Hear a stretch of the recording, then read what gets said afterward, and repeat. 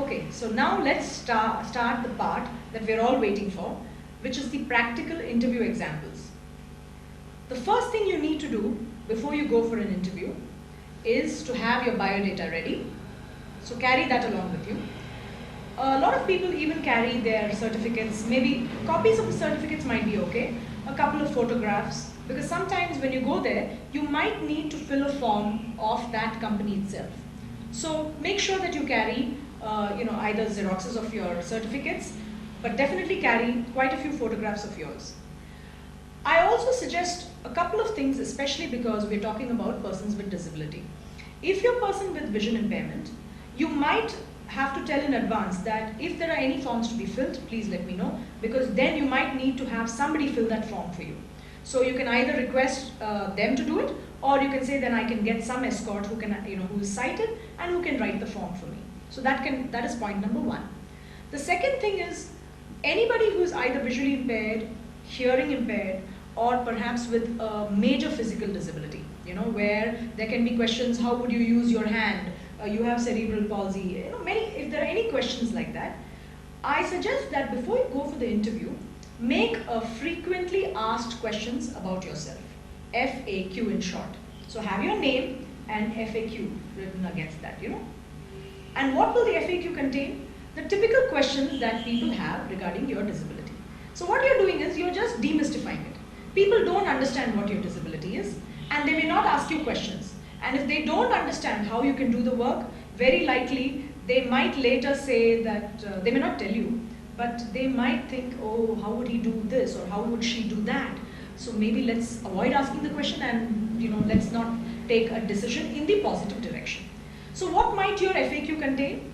If you're a person with vision impairment, there should be a section saying, what is really my vision impairment? It could be that you're totally blind, visually impaired, low vision. What does that mean? You need to explain. My vision is I can see from the side, I can make out objects, I can make out light, something like that. Person with low vision might write something different, that they can make out hazy objects, etc.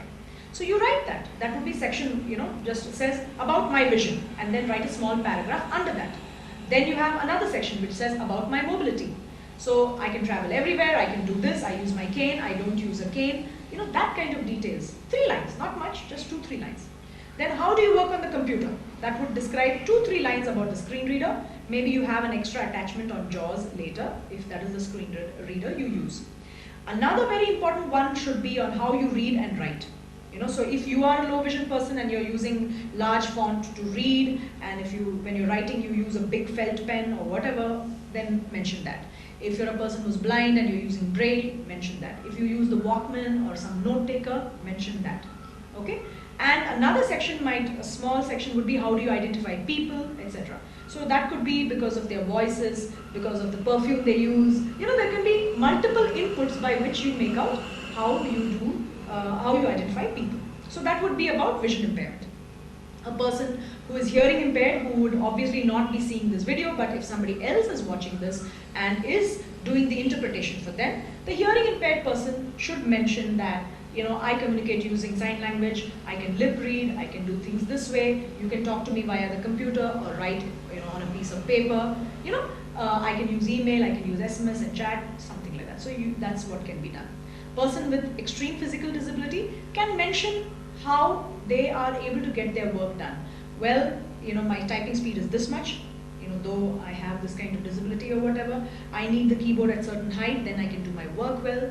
When I need help for these kind of activities, whatever, but I am independent, I use a wheelchair which is of this fashion, something like that, So you give all the information which will demystify or give clarity to the person who is interviewing you.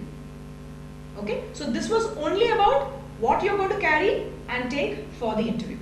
So now let's come to the actual interview, and we've again got Vishal over here to, so we'll do some mock interviews and everything like that. So Vishal, you can just say hi to the camera again. Hi. Okay, so what we'll do is, let's understand. Imagine now Vishal has just come for the interview, he said hi, hello. Usually the person who's interviewing will introduce themselves. So I might say, hi, I am XYZ, I am the HR manager of the company, or I am the team lead, or project manager, or something like that. So I would give that introduction, the person would give that introduction, and then Usually they look at the biodata because they're trying to understand what this person has. And generally they want to break the ice. They want to see whether this person can speak. I mean, we have no idea about this person. So the usual thing they want to do is just get you started, get warmed up. So usually they'll always say, tell me something about yourself. Or can you just run me through your biodata? They'll say something like that. So that should not confuse a person. Can you run me through the biodata? What does that mean? What they mean by that is, can you walk me through it? Or can you tell me a little bit about everything about you, So can you walk me through this? That's what they might say.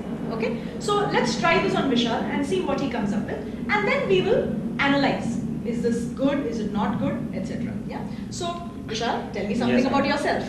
Yes, I am Vishal Sharma. I have completed my MBA with a specialization in finance and marketing from APS University Riva in 2002. Okay. And I also have a corporate exposure of 2.5 years with Voltas Enterprises.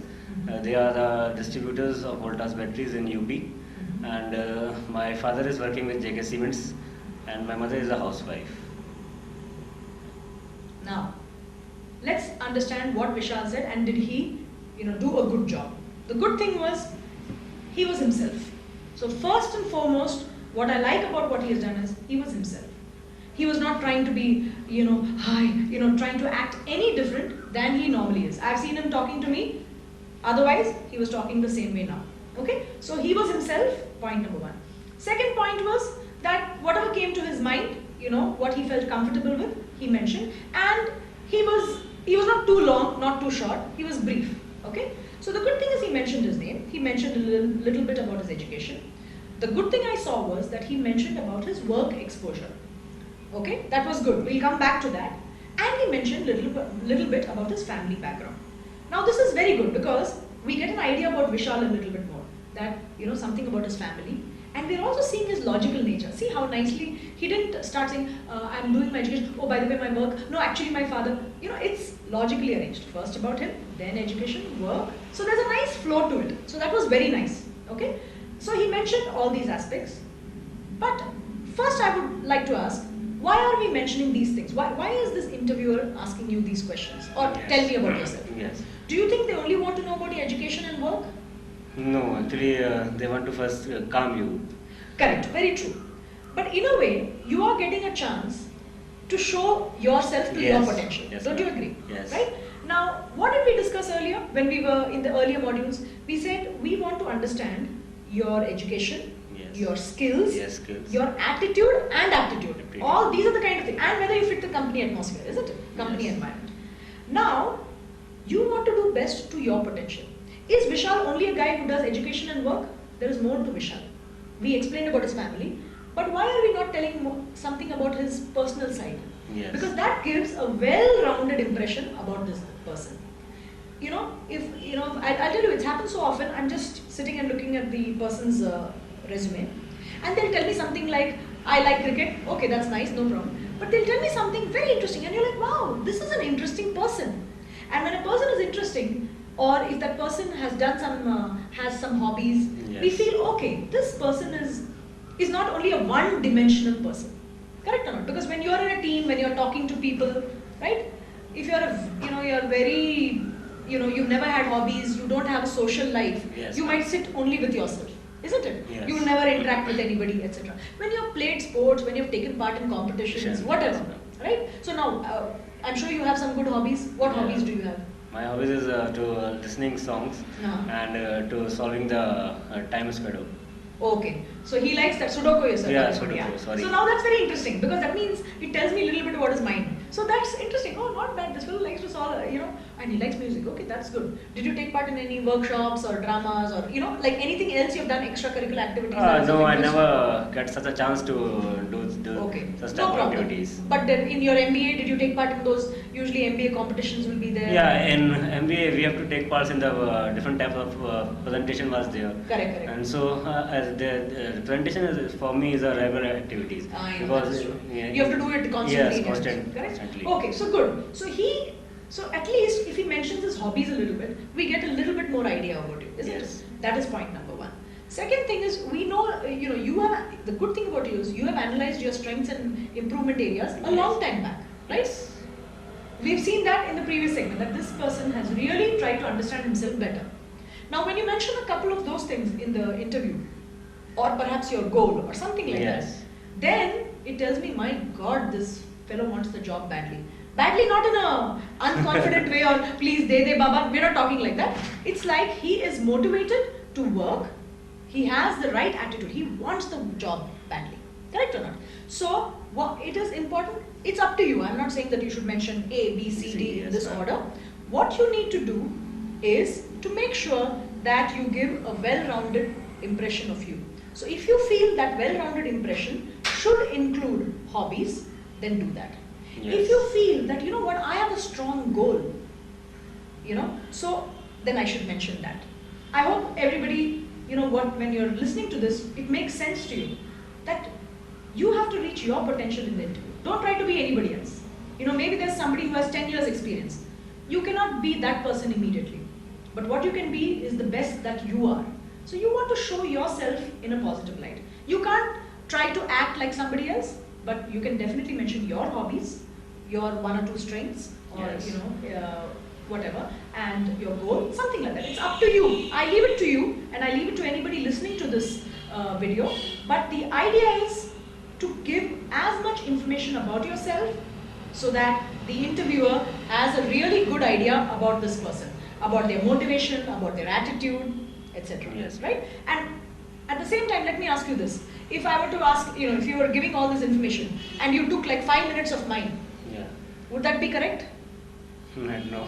No, right? No. So, I'm not saying that, let me tell you about my hobbies. My hobby number 1. And then you take some 15 minutes describing all your hobbies. Let me tell you all my strengths. Because I did this exercise, in that Enable India video, they told me to list down my strengths. So, I've listed down 100. Let me tell you all 100. No. Okay? So, what you're doing is, you are giving, you can say, brief notes about every aspect about yourself. So that the interviewer can then pick and choose, hey, this was all he told, very interesting and logical, so the interviewer has a better idea about you.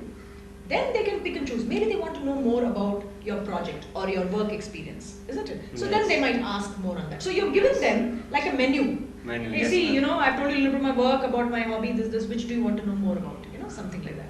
So you give them a chance to then choose and ask you the right question. Does it make sense? Okay.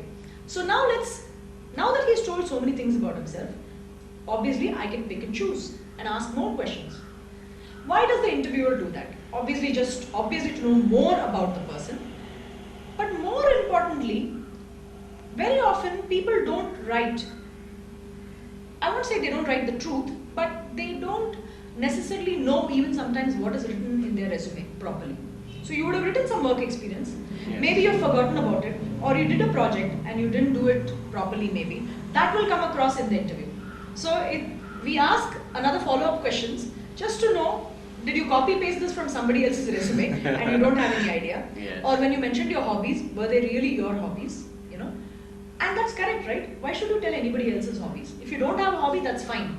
Be frank and say you don't have a hobby. Because you need to be yourself. At the end of the day, you've got to get the job as Vishal or whoever else is attending the interview.